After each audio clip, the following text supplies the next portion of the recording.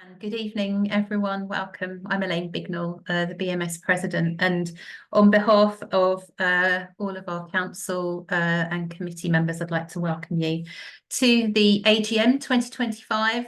And we're delighted to see you all and excited to share news about what the Society has been up to over the past 12 months. So we're going to begin with some apologies for absence. I have those from Sarah Gurr, Jason Rudd and Iona Fraser. I had an apology from Tony Worley, but I can see him there. Hello, good evening, Tony, and welcome. So we've got a few items of business to take care of, and dotted amongst the agenda items, a couple of areas where we need some audience participation. Namely on a resolution for the Constitution honorary membership election of members of council, and also the acceptance of the minutes and the actions from the AGM for 2024. So I'll begin with the latter, if I may, and you ought to have received all of that as part of the document pack for the AGM.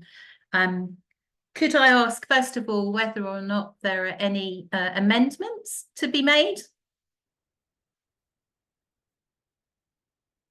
And if not, could I ask, please, for somebody to propose and then for somebody to second that we pass those as an accurate record of the AGM 2024? If a proposer would like to wave their hand, please, and a seconder would like to wave their hand, I'll have a look and see if I can spot you and identify you from your Zoom name. So Jane Usher proposing, thank you. And I can see Jan Quinn seconding, thank you. Great, so thanks very much. Let's leap in. So we're going to start with the President's report, and this is an overview of the Society's activities over the past year. So I want to highlight some of the main events and achievements of the Society since we met this time last year. And the first thing that I want to highlight is the launch of the new website. This came in at the beginning of the year. And is the culmination of a huge amount of work on the part of Emma Thompson. It brings a fresh new look to our interface with our membership and also with the rest of the world at large. But as well as that, it delivers a significant amount of back-end functionality, which has been key in smoothing out the process of collecting membership fees, also distributing papers for meetings, but also for the submission and the award of multiple funding awards. So we have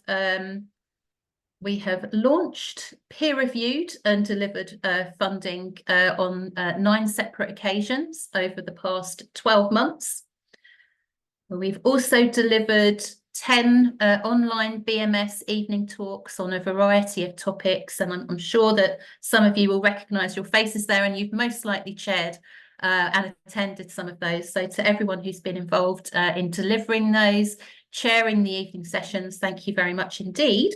And if you'd like to volunteer to deliver a talk, or you'd like to nominate a speaker for the next series, then please do let us know.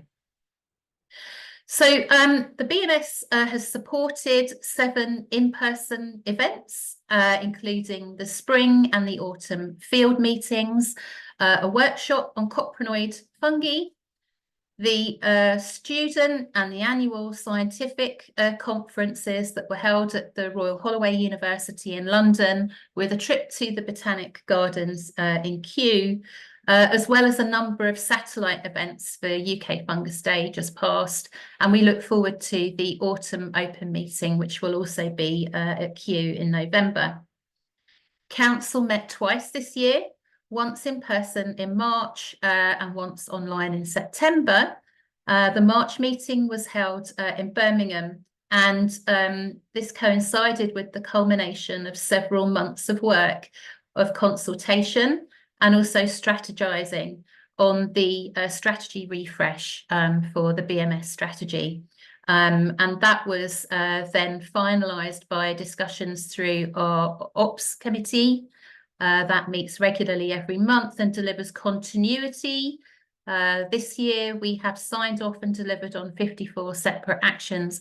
So this enables sustained activity between the council meetings, but it also allows us to deliver an environment where it's easy to onboard new members of councils and committee chairs, and it creates a familiar environment for our incoming President, Sarah Gurr, who will take up her role at the beginning of next year.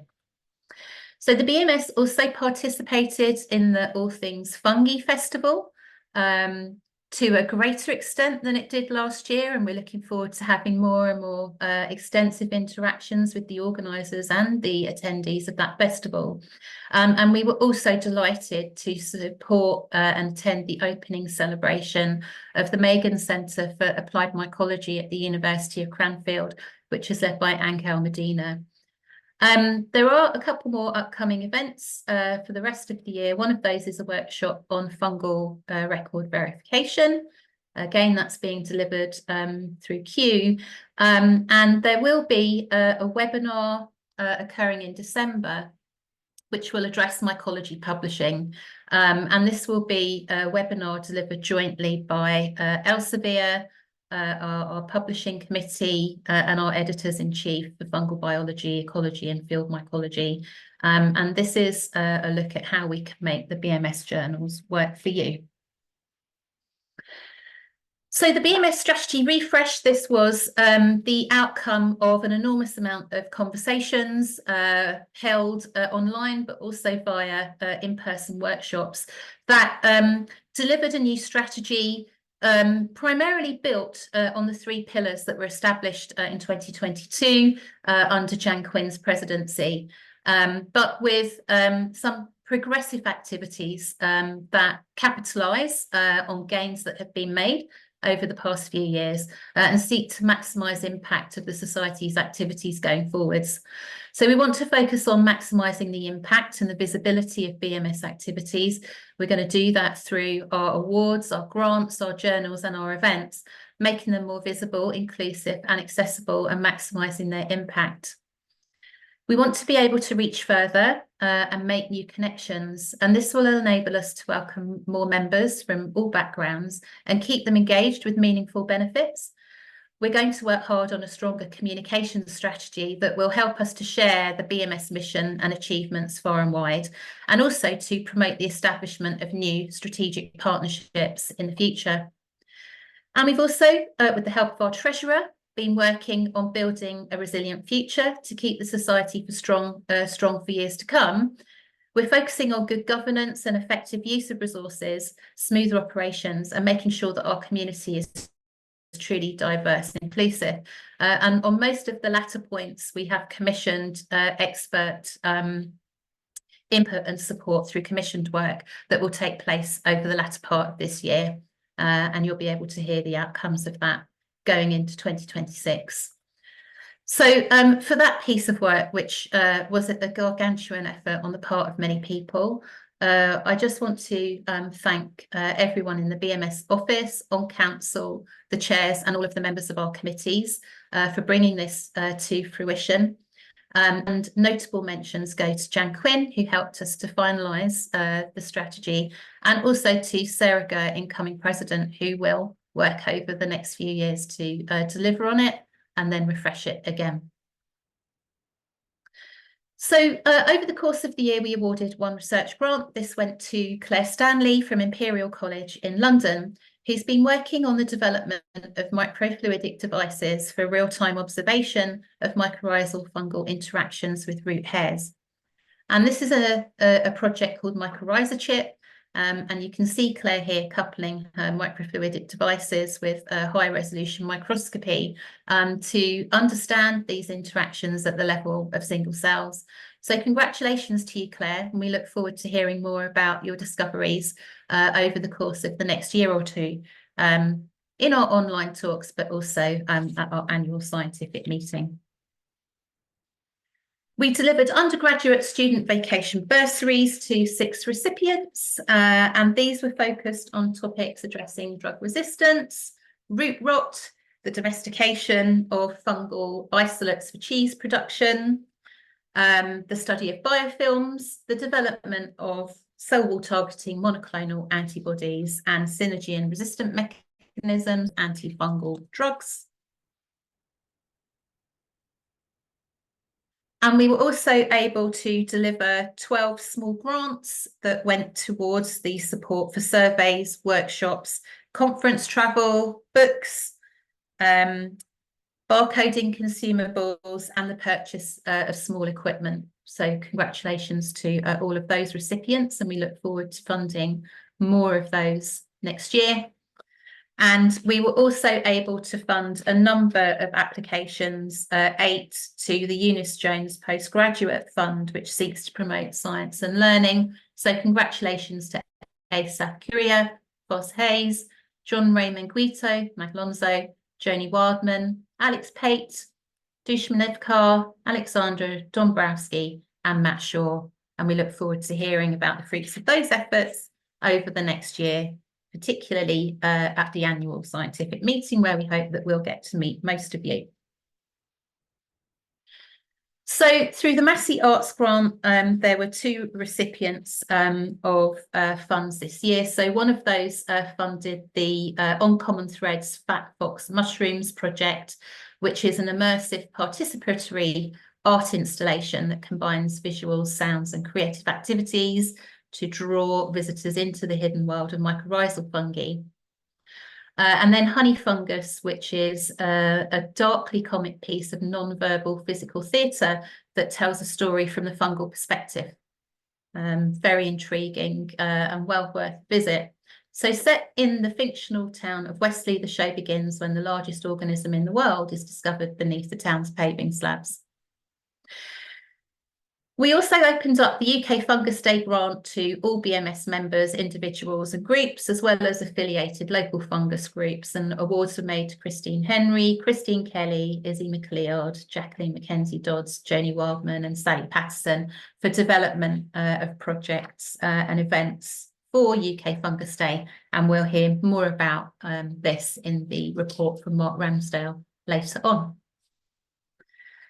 So we've had apologies from Jason Rudd. So on his behalf, I'm presenting the updates from the Fungal Biology Research Committee. So the key headlines are that we had a new incoming committee chair, Jason Rudd. He'd like to extend his sincere thanks to Dan Beber for help with the handover and in fact prolonged support into delivery of the FBR activities over the course of this year. Which began with no less than the annual scientific meeting. This meeting attracted the largest number of delegates in recent times. We had more than 150 attendees over a 2.5-day event from a range of nations and showcasing a superb diversity of mycological research activities. Alessandra da Silva and Esther Garcia Chella organised a very successful and animated student research conference that I attended and enjoyed greatly, with more than 50 students attending and presenting, and many of them staying for the ASN, and many more of them appearing on our lists of recipients for funding and also delivering our evening talks.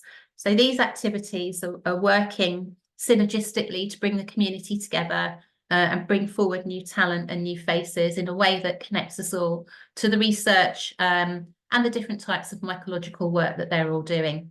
And here's a photograph of us all outside the Great Hall at the Royal Holloway. So FBR is also working now as a result of that conference to establish student representation on the committee. That was initiated by students. And committee members participated in the strategy development event that I mentioned earlier on. And FBR is also working and focusing on dialogue to be opened with other UK societies for increased communication opportunities and joint symposiums on the theme of eukaryotic microbiology. And they've also begun to begin organising the 2026 ASM already. So thank you very much, and well done to Jason and all of the team for delivering that work over the past year. And with that, I'm now going to hand over to Marcus Yeo for the field mycology and conservation update. Thank you, Elaine. So just a brief highlight of what we've been doing throughout the year. Elaine's already mentioned the field meetings and workshops that we held. The spring field meeting held in Norwich unfortunately coincided with a spell of very dry weather, so fungi were rather thin on the ground. But in contrast, the autumn field meeting in Dumfries, which just finished yesterday, had very favourable weather and a lot of fungi were found, so that was excellent. And we have a very full programme of meetings lined up for next year. Many of you would have spotted that there have been major changes to the field mycology publication, coinciding with Claire Blenko taking over as editor from Geoffrey Kibbe, who stepped down after 25 years at the helm. And the main change has been to relaunch the publication as an open access online publication, so it is accessible free of charge to everybody. So with help from her editorial panel, Claire's now published 2 issues of Field Mycology this year, with a third one imminent. And I'm very pleased to say we have a very healthy pipeline of articles coming through from a wide range of authors. So that shows the demand there is for people to put their articles into this publication. Moving on to the next slide. On the conservation front, a major step forward has been the formation of a new network for fungal conservation in the UK. So this is a loose group of organisations, including statutory agencies, charities, scientific institutions, and so on. And of course, the BMS is represented on this network. And as you'd expect, its aim is really just to bring people together to work on fungal conservation in all parts of the UK and make the most of the strength and expertise that each of the organisations brings.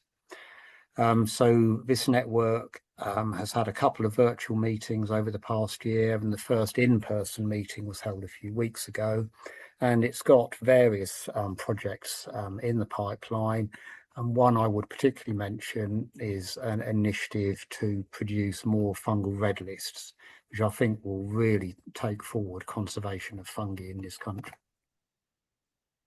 The Fungal Records Database of Britain and Ireland continues to go from strength to strength under Stuart Skeets' leadership, now holds over 3 million records.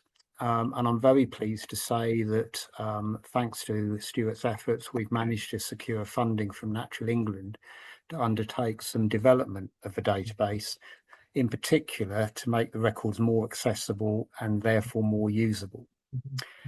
So the kind of things we'll be doing with that money is introducing a record verification module, developing a recording app that can be used in the field, and also making sure that all the records are periodically uploaded to the National Biodiversity Network. And finally, I should just mention that we continue to support the array of local fungi groups that are present throughout all parts of the UK. We've had several online meetings with representatives of these groups throughout the year. And as was mentioned earlier by Elaine, we're also providing support in various ways for these groups to undertake DNA barcoding. So that's a quick canter through what we've been up to over the past year.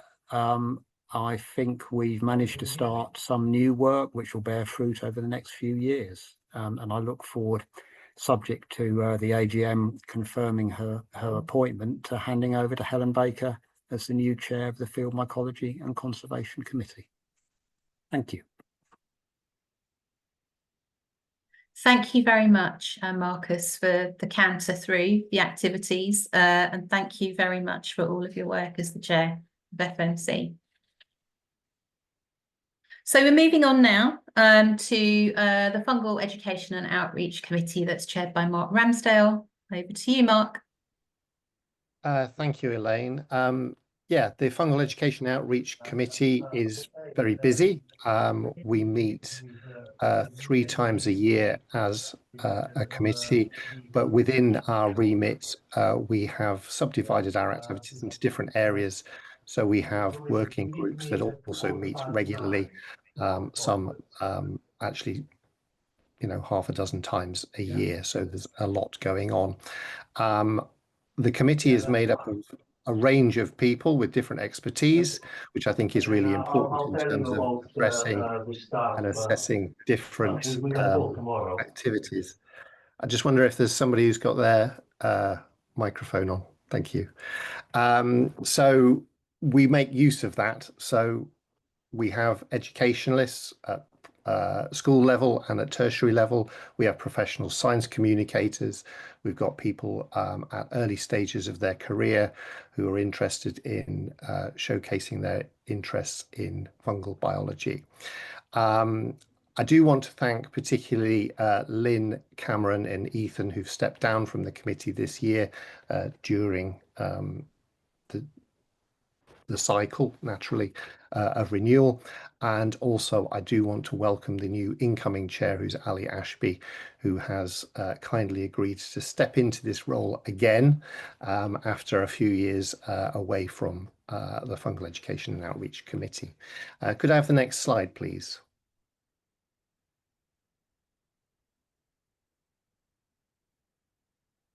Thank you.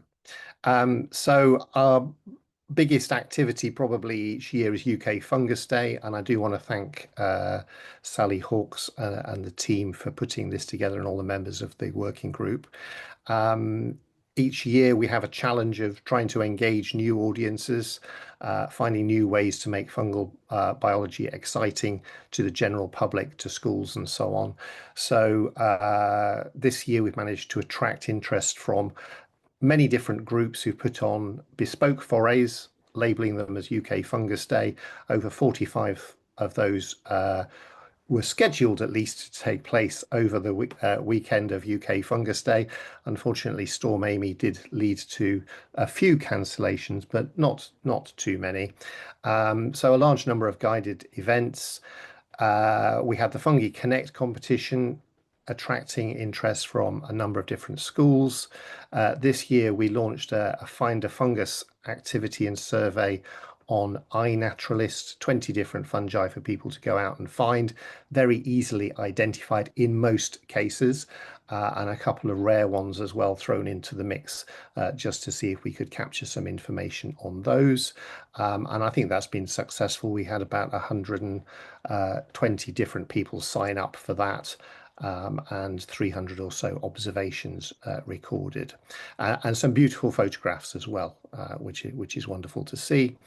We do have also our photography competition, which closed last Monday. I haven't seen the outcome of that yet, but hopefully we've got some great new images. And actually those images feed into a library of pictures of fungi if people have signed the rights over to the BMS for that, which is making our production of blogs and other articles much more straightforward, because getting copyright-free images is always a challenge.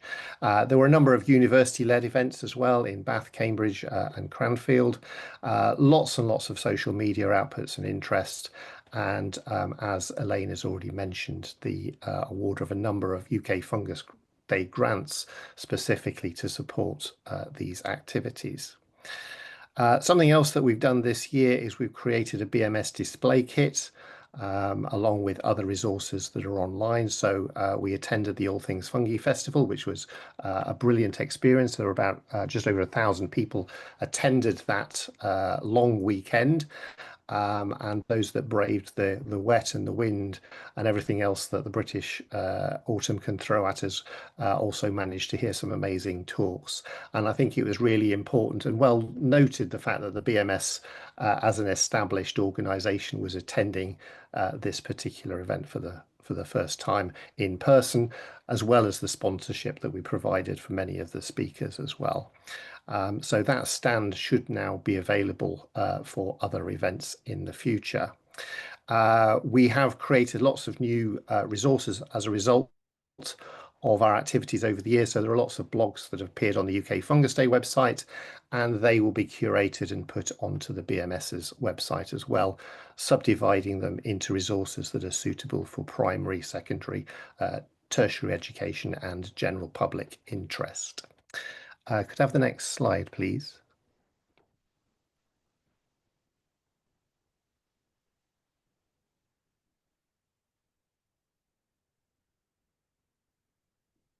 Thank you. The last thing to mention is that the BMS was approached by MySAC. MySAC is an organisation that focuses on microbiology education in schools.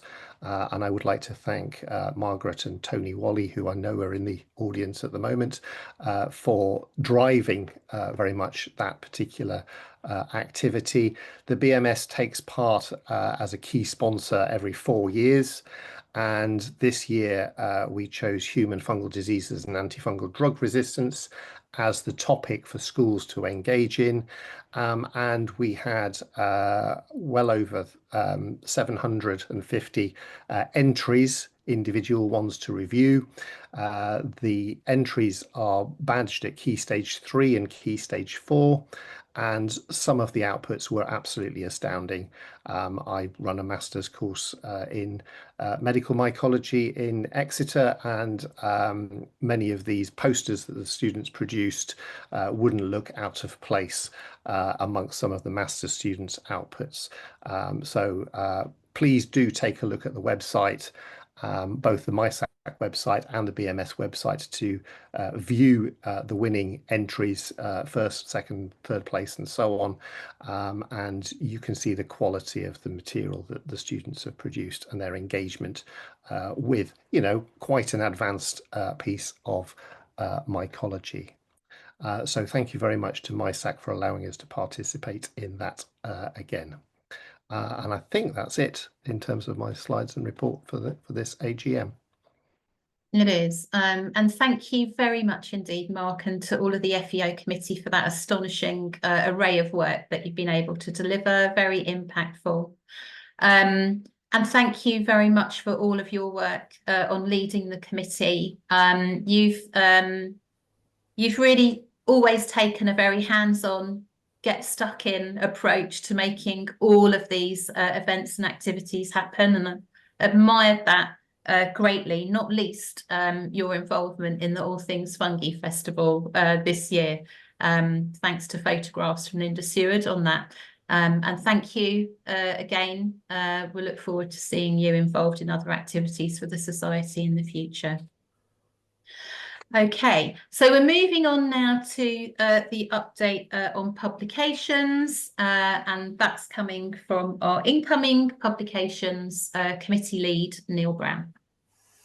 Hello, good evening, everyone. First, I'd like to thank Elaine for finding some incredibly young photo of me there wearing a lab coat. That's probably at least 10 years old. So, as you all know, we have 3 main scientific journals that are published in collaboration with Elsevier: Fungal Biology Reviews, our review journal, and Fungal Ecology. In the past, we've been incredibly well supported by Mark Gannon, and he has got promoted and gone on to new things, and we're now getting supported by Jennifer Wood at Elsevier, and she is being incredibly helpful in the next steps in developing our relationship with them. So we're at the end of a publishing contract with Elsevier, so we are currently undergoing renegotiations with them. This is very important to our society because it maintains our financial stability, enabling us to do all these interesting initiatives and grants, etc., that we've just been hearing about. We are part of the way through that process. I believe it's going pretty well, and I hope that will secure our future for the next 6 years or so. Alongside this, we're also developing a new publication strategy. We're doing this in collaboration with all of our senior editors on our journals, We have met with them over the summer. We will now meet twice a year with the senior editors and the publisher as part of a publications committee. And we have been discussing what this strategy might be with a publishing consultant who is an expert in the field. So we hope to bring publications, I haven't gone forward yet, back please, to be at the forefront of our society and more integrated with our society's objectives. Need medical journals to a little bit better in their metrics. So we need to increase our numbers of submissions and publications and our impact factors, etc. So if you look at our impact factors 2021 versus 2024, you can see that fungal biology, we have had more submitted, our numbers published somewhat the same. Fungal biology reviews, they're going up slightly. But fungal ecology, there has been a decline. So this is an area that we do need to pay close attention to. Next slide, please. Thank you. So if you can look at metrics for how well our journals are doing, you can see you've got the site score and the impact factor. If you look at fungal biology versus a similar kind of journals, such as fungal genetics and biology, you can see that the citation score and the impact factor is consistently doing very, very well. Fungal biology reviews, there is an increase in the citation score, but a bit of a decline in its impact factor. But for fungal ecology, both of those numbers are actually going down. So that is something that we need to come up with a better strategy for improving our journals and the work that's published within them, how they are visible, how they are cited, and how they'll have greater impact. So what is the first step for us in this strategy? Can we go to the next slide, please?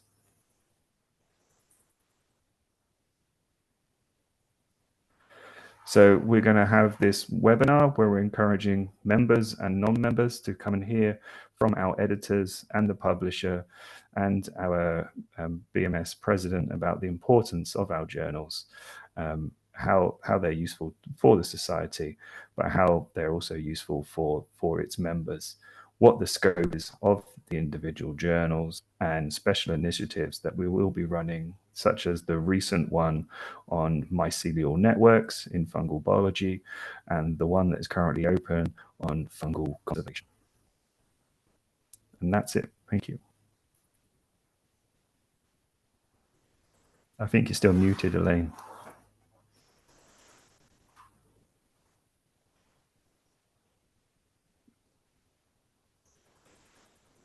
Elaine, you're still muted. That's better. Oh, thank you. So thank you, Neil. A spectacular start to your chairship of the Publications Committee, notwithstanding the fact that we thought there wouldn't be much work to be done. It really has been great to see how you've managed to get to grips with this. And it's clear that you're going to steer this front and centre of the Society's activities going forwards. And we look forward to hearing more about that in the later part of the year in December. So I'm going to hand over now for the Treasurer's report, and that's coming from Paul Dyer. Thank you, Elaine. Thank you. Thank you. So I'd like to thank our accountancy company, WR Partners at Wrexham, who've been a great help putting together the annual accounts. And if you've seen on the website, it's a 29-page document. So you'll be pleased to know I'm only going to highlight certain parts of that, although I'm happy to take questions at the end. And a key part of the accounts is, in terms of the Charity Commission, we are deemed to be what's called a going concern, which is to say that we are in a sufficiently robust state that we've got reasonable reserves for any expectations the charity has in the future, and we can continue to operate for the foreseeable future. And that's in part due to our activities over the past few years, but I'd also like to thank Tony Wally, who I know is online somewhere. So thank you, Tony, for your efforts as past treasurer together with Jeff Gadd there. Looking at the income for the society, then the main principal ones have been publication, investments, membership subscriptions, and other meeting income.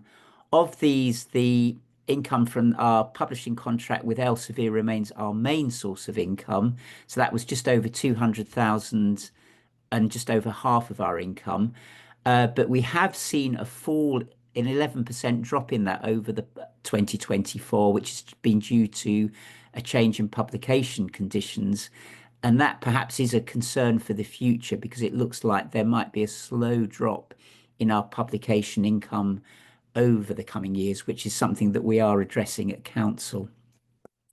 Can I have the next slide? Nevertheless, the good news is that the society assets are now over 2.1 million, which is definitely sufficient to keep us going for a number of years.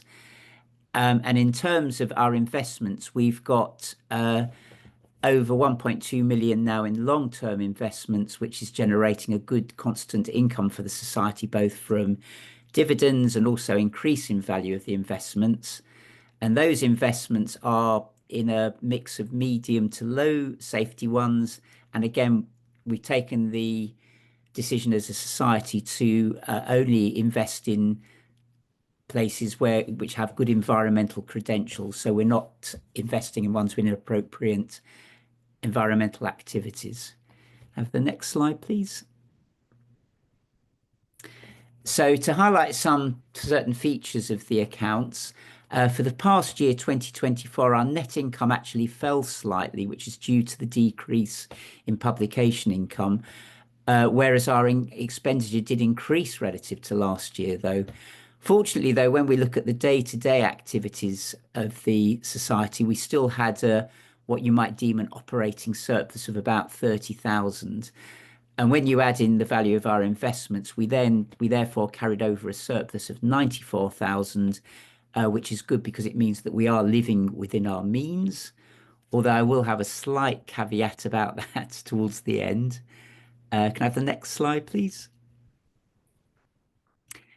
So in terms of where we spent our resources, a reminder that last year, as part of the BMS finance review when I took over, we worked with the accountants to try and update the headings in the accounts to better reflect the present activities and structure of the BMS, because many of the previous accounting headlines dated back for decades or more.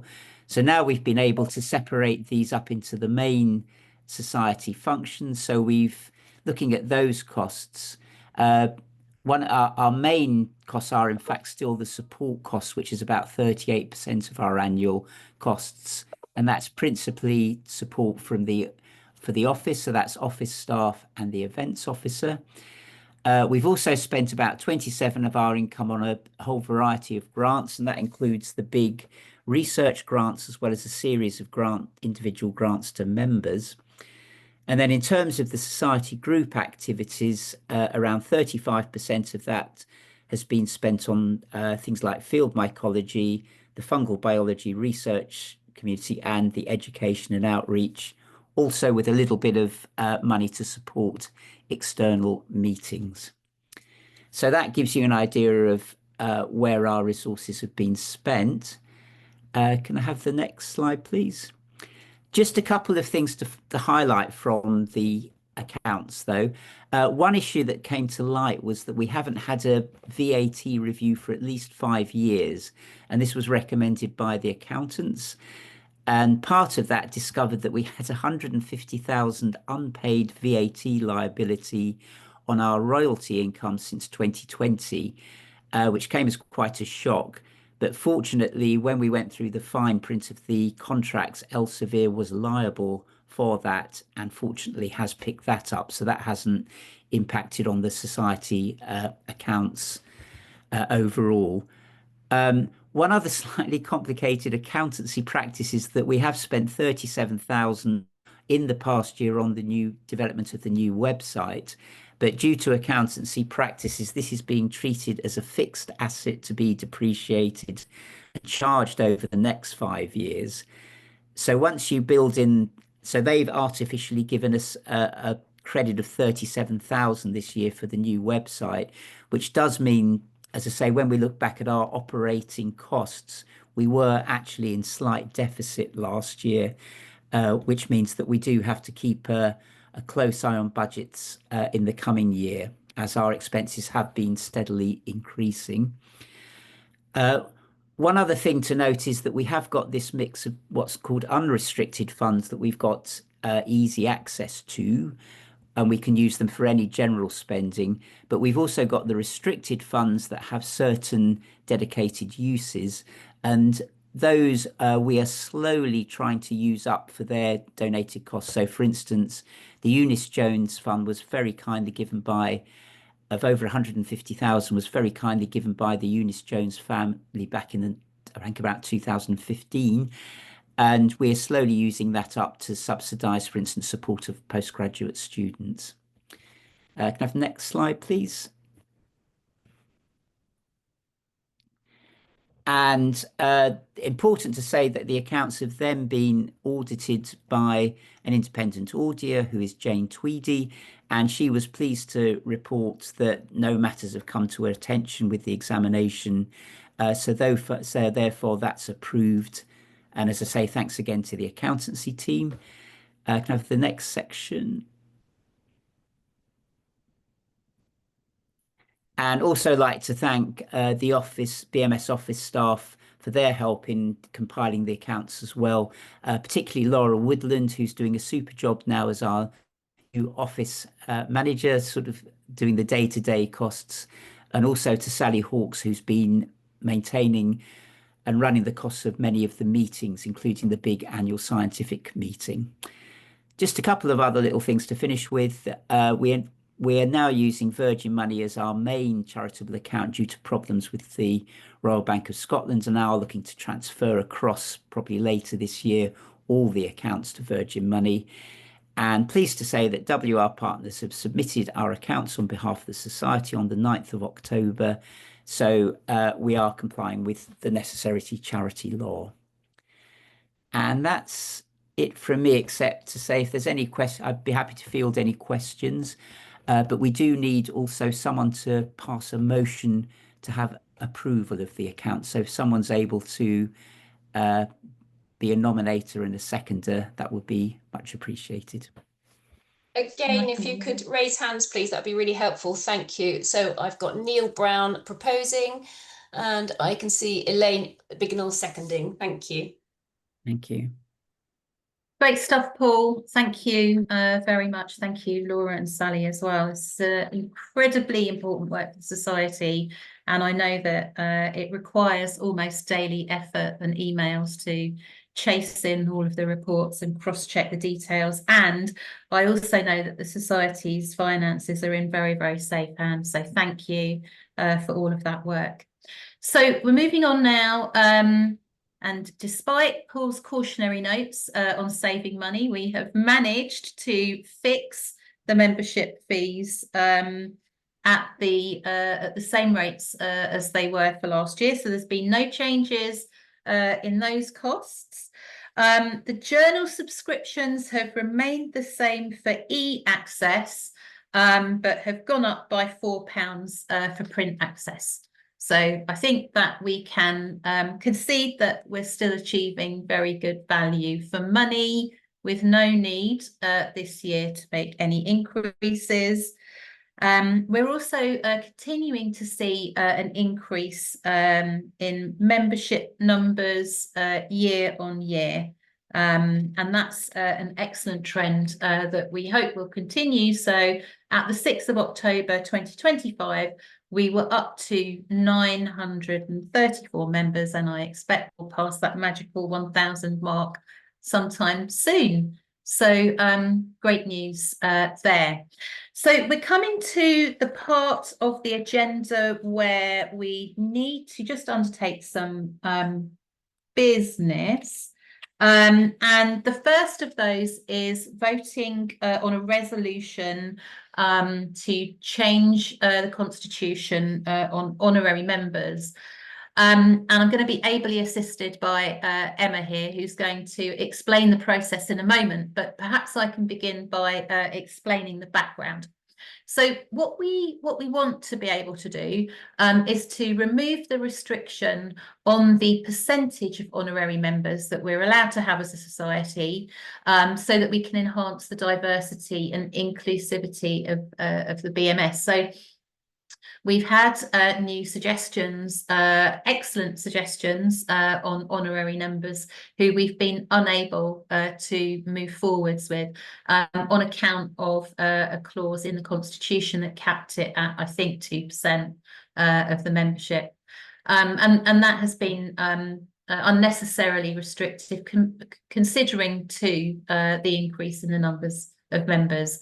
And so we want to do this so that we can acknowledge a wider range of contributions from individuals across disciplines, sectors and regions, and engage with exceptional individuals who are advancing fungal biology research, field mycology, mycology education and fungal conservation in innovative and impactful ways.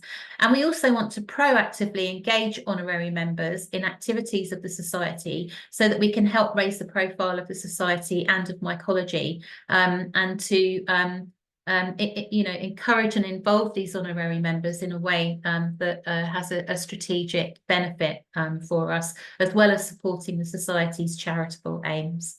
So the resolution is to amend the BMS Constitution, Part 2, Clause 7, Subclause 3, to read that honorary members shall be persons of preeminence in, or who have championed mycology or related disciplines, and or those who have given outstanding service to the society.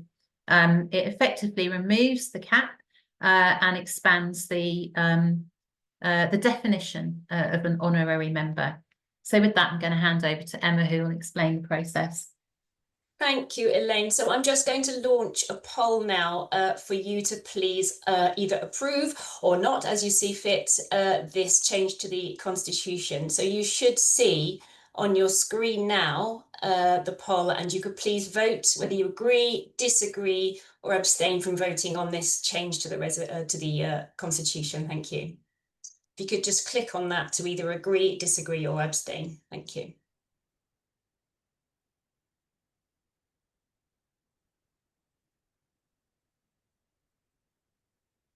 Okay, I think we're almost there. And if you haven't voted and would like to, please do.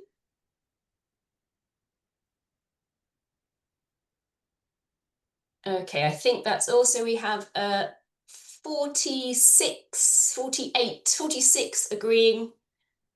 Thank you. We have 2 abstentions, so we can pass that resolution. Thank you. Great. Thanks very much, Emma, and thank you to everyone who's supported that change. Okay, so now we are moving on to members of council for 2026. There have been a number of changes. I'm just going to walk through those. And then we're going to ask for a show of hands to support those changes collectively, not one by one. So our President-elect, Sarah Gurr, will come into her role as President at the beginning of next year. Marcus Yeo, who was multitasking for a year as head of FMC and also as Vice President, will now focus all of his efforts on his Vice President's work.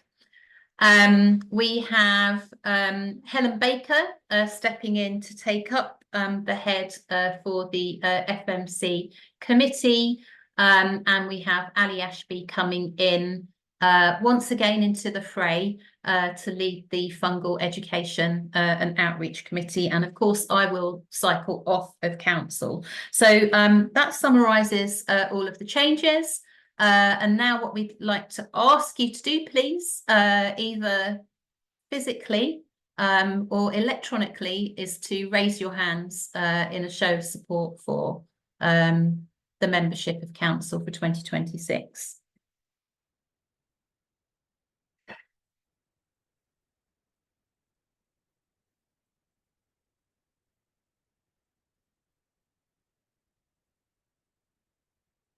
Thank you, everyone. I think we can say that that is passed. Plenty of support for the members of council as listed. Thank you. Perfect. Okay, so now we're moving on to my favourite part of the agenda for the AGM, which is the announcement of the BMS Awards for 2025. I'm going to begin by recognising the recipients of the Tony Trinci Award. This is an award that is delivered jointly by the British Mycological Society and the Microbiology Society for recognition of the best submitted abstract for either of those two annual conferences. You know, and this is quite a hard one to nail because it has to be scrutinised by the scientific committees for both conferences. And this year went to Harry Chown from Imperial College in London, and Harry accepted his award at the annual scientific meeting in the summer and delivered his talk there. And the second recipient is Maria Michele Alvarez Rubio, who was the recipient of the Naresh Megan Lecturer Award. She's from the Complutense University of Madrid in Spain, and she delivered her talk at the International Society for Mycotoxicology conference. So moving on to the announcements of the other awards for 2025. I'm delighted to announce that the John Webster Award, which is delivered by the Fungal Biology Research Committee in recognition of an outstanding and extended career in fungal biology research, goes to Professor Tariq Butt from Swansea University. Do we have Tariq with us on the call tonight? Unfortunately not. Well, I hope that he will be somehow able to detect that we are sending our congratulations to him over the Ethernet. I want to just highlight some of the points that were made as part of this nomination. And I also want to acknowledge that for all of the awards, we saw a significant uptick in the number of nominations, and it was a really challenging task to decide who the winners should be. But great to see that our members are engaging with nominating and bringing forward these individuals to recognise and shine a light on their activities. So Tariq's outstanding contributions to fungal research and the global mycology community were a highlight of the nomination. He's a world-leading mycologist whose distinguished career of over 40 years has profoundly influenced fungal biology, particularly in the field of entomopathogenic fungi and their role in sustainable pest management. And his work has had a significant impact not only on the field, but also on you know, real-world practices and how we combat these sorts of pests in the real world. He has over 178 peer-reviewed papers, 14 book chapters, and 2 edited books, including the seminal fungi as biocontrol agents. And he has significantly advanced biology, ecology, and host pathogen interactions. So we'll be looking forward to hearing from Tariq at the annual scientific meeting next year. And I want to note that his doctoral studies were externally examined by Professor John Webster, who directly connects his scientific legacy to this eminent mycologist, and a very fitting recipient, therefore, in both respects of this award. So I'm moving on to announce the next award, which is the Berkeley Award. So this one is also awarded by the FBR committee, and it recognises early career researchers who've made an outstanding original scientific contribution to mycology. And this award goes to Dr. Olga Nev from the University of Exeter. Do we have Olga on the call this evening? Yes, Olga's with us. Congratulations to you, Olga, for this recognition for your science. I want to read a few headlines from the nomination. So Olga has uniquely pioneered cross-disciplinary research at the challenging interface of maths, life science, and biomedical sciences. And she's done this to address major mycology questions that cannot be tackled via conventional approaches. So she's addressing complex fundamental challenges in fungal pathogen biology, but she's doing that using artificial intelligence and machine learning approaches. And so she represents a future generation of researchers who will drive the evolution of the mycology discipline to integrate opportunities that arise from big data and also to work across disciplines.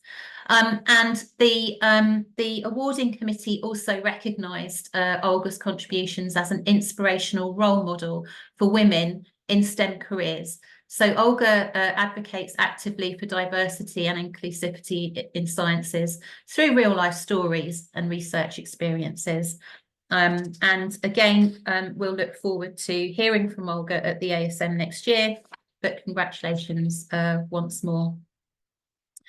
Moving on now to the Field Mycology Award for 2025.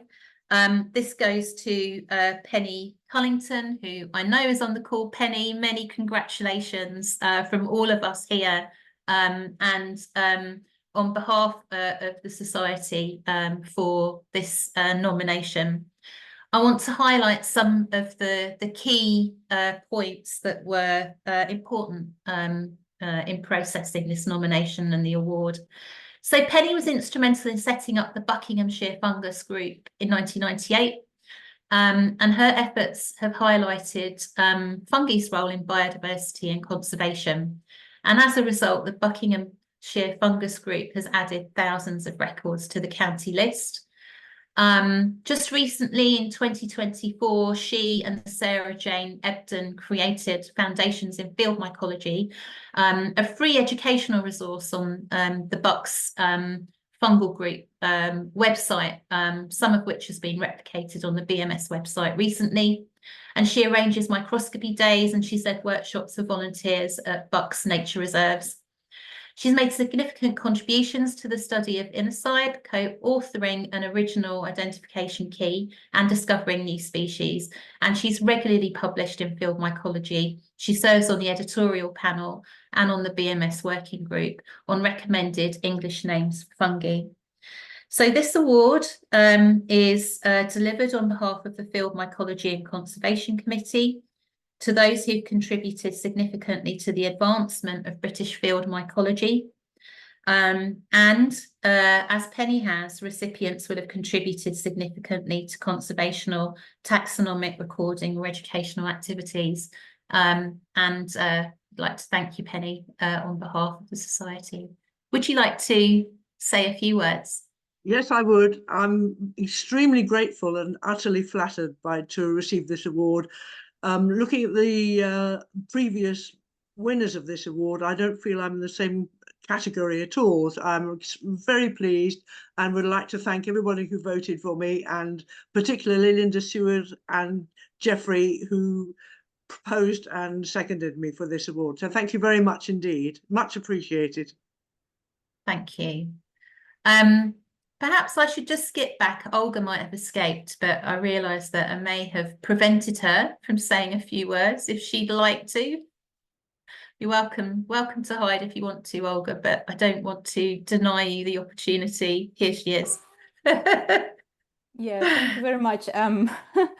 Yeah, it's just a huge honor for me to receive this award as well. So I'm very grateful to people who proposed me to have it, and yeah, I will be delighted to give a talk next year. Sorry, I'm a bit in a dark room with my little one on me because my maternity started like a month ago, but yeah, I'm happy that I was able to join and say thank you in person. Thank you so much. Great to have you here, Olga, and we'll look forward to seeing you at the ASM next year. I mean, what better way to return to a science career than giving a talk at a conference? I think that's what I did. Right. Thank you. All the best. Okay, so we're moving on now to the Fungal Outreach Award. This is selected and extended by the Fungal Education and Outreach Committee, and it recognises outstanding contributions to fungal education and outreach. And this year the award goes to Cameron de Conigan. whose exceptional efforts in outreach and education bring together fungal enthusiasts of all levels throughout Scotland and the wider UK. So his nominees wanted to point out that he's been instrumental in promoting collaboration amongst a diverse group of mycologists, furthering the mission of the BMS and producing comprehensive educational materials, engaging talks, workshops and more. And his contributions have helped to build a stronger, interconnected community. And Cameron's passion and dedication to outreach are essential to continuing engaging the public's interest in fungi and also motivating others to unite in advancing our field. So, Cameron, are you on the call this evening? Nope. Okay, then we are conveying our congratulations electronically to Cameron, and we'll look forward to perhaps seeing him receive that award at the open meeting at Kew later in the year. Okay, so moving on, and last but not least, I have the pleasure of announcing the penultimate award, the BMS Benefactors Medal, which this year goes to Alec Henrique, who is a long-standing member of the BMS. And the Benefactors Medal is awarded to those who have given outstanding service to the society. So for the more than 20 plus years that Jeff Kibbe was editor of Field Mycology, Alec provided crucial support by editing and proofreading articles and providing feedback to authors. And his input behind the scenes was influential in establishing Field Mycology in its current form. As a high quality and a well-respected publication, he continues to support the current editor, Claire Blencoe. He's co-author of the checklist of the British and Irish Basidiomycota, first comprehensive checklist of the fungi of Great Britain and Ireland, and an essential reference work. And he's a regular attendee at BMS field meetings where he willingly shares his expertise with others. Do we have Alec on the call this evening? No. Okay. Well, our warmest congratulations to Alec, and perhaps he'll be another recipient at the open meeting towards the end of the year. Okay, and finally then, for this roll call of awards, I'm going to close with the announcement of the 2025 President's Award, which is extended by the President of the BMS to a distinguished mycologist for outstanding contributions to mycological research. And I'm delighted to announce that this year the President's Award will go to Professor Carol Monroe from the University of Aberdeen for her outstanding contributions to fungal research and the global mycology community. So a biochemist by training, Carol's love of biology began at a very young age, and she produced several award-winning works before she left school, earning recognition from the Institute of Biology for the Best Scottish Student, as well as the Leonard Simpkins Prize for the Best Biochemistry Student during her undergraduate studies.